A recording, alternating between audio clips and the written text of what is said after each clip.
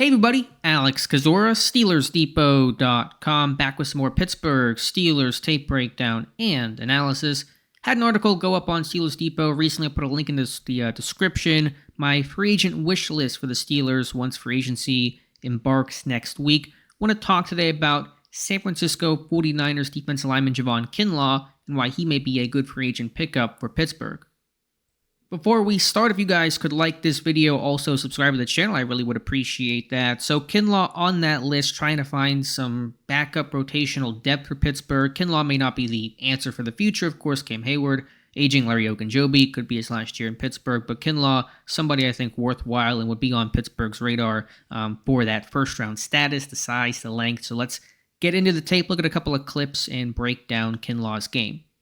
Let's start with week 1, the 49ers blowing out the Pittsburgh Steelers. Here is Kinlaw, number 99. I think he's good against the run overall. He's got size, he's got length, and uses his arms well, and he's got strength and the ability to control blocks and key the football. And so this one, you see him one-gapping, shooting into the A-gap between left guard Isaac Seumalo and center Mason Cole, helping to blow this run up and force Najee Harris wide, and a great play there by Fred Warner. And so that one really was created, though, I think initially by Kinlaw to disrupt, to get upfield, help keep that run lateral, and then Warner cleans it up. We'll take a look from the aerial view, and here is Kinlaw there, and you see him get some of that penetration there, help keep that one lateral, and Warner makes the play.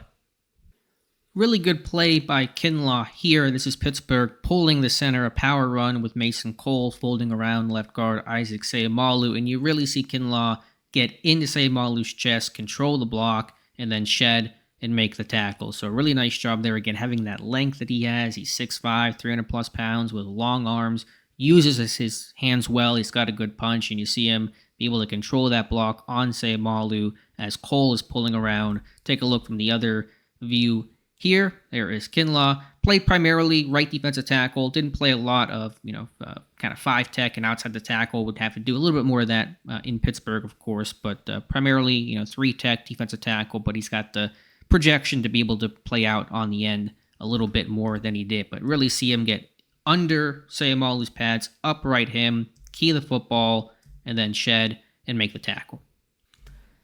Different games, sticking with Kinlaw against the run, and we're going to see this gap run as the left guard, number 69 for the Eagles, pulls around, get a back block here by center Jason Kelce, and a great job here by Kinlaw, who's basically head up on the left guard to, again, use that length. His hand placement, his punch is good to really control the block here on Kelce, key the ball, get his head across, and shed to make the tackle. So key block here on these gap runs is this back block by the center. Tough block to make. But Kinlaw just overpowering the smaller, comparatively, Jason Kelce, and then, again, using that length to create space, to key the ball, to find where the football's at, where the runner's going, and then shed, get off the block, and make the tackle. Really good rep overall here from Javon Kinlaw, utilizing his physical tools, and then finishing the play, and Pittsburgh can certainly use some of this.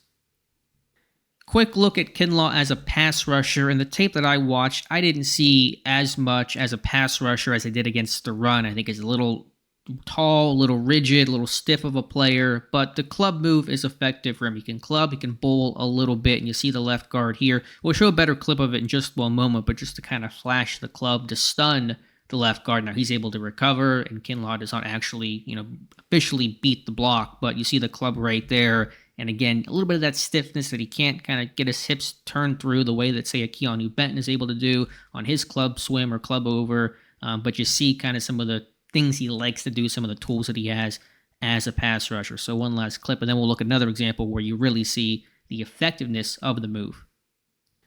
And that example comes in week 1 against Pittsburgh, and watching Kinlaw right here, inside shade on left guard, Isaac Seumalo, and a really good example of his club being super effective, and really to the point, and it's really kind of funny to watch, is Kinlaw beats Seumalo so bad here, he thinks it's a screen. You'll see Kinlaw slow up and stop, even though he has a free path to the quarterback, and you might be thinking, okay, why did he stop? He can sack Kenny Pickett here.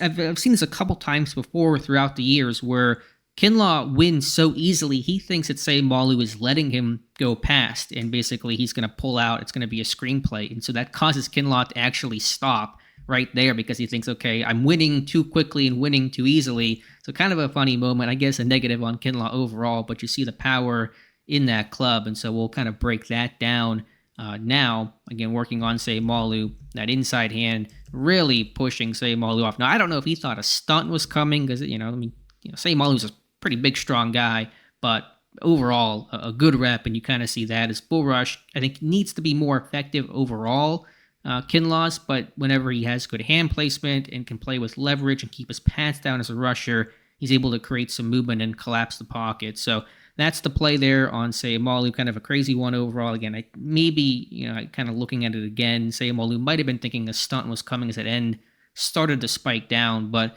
again, you see the physicality, the power on that club, and Kinlaw was a toolsy guy out of South Carolina, good character guy, can be a rotational defensive lineman, not going to prevent Pittsburgh from drafting somebody long-term, obviously, but just looking at, especially if Armon Watts were to hit free agency, which I think he'll be re-signed. I think Pittsburgh wants him back overall. He graded out well for my charting, and metrically he did well, and the tape is decent, versatile, and should be cheap. But if you can add Kinlaw to that and then go draft somebody, you'd have a defensive line that can have suitable depth, which they were really lacking in 2023. So that's the book on Kinlaw. Just wanted to do a video. Haven't had a video in a little bit. Might do one more free agent from that wish list to kind of put some tape to the names that I've written about. Again, link in the description. I'll put my offensive wish list and my defensive wish list as well.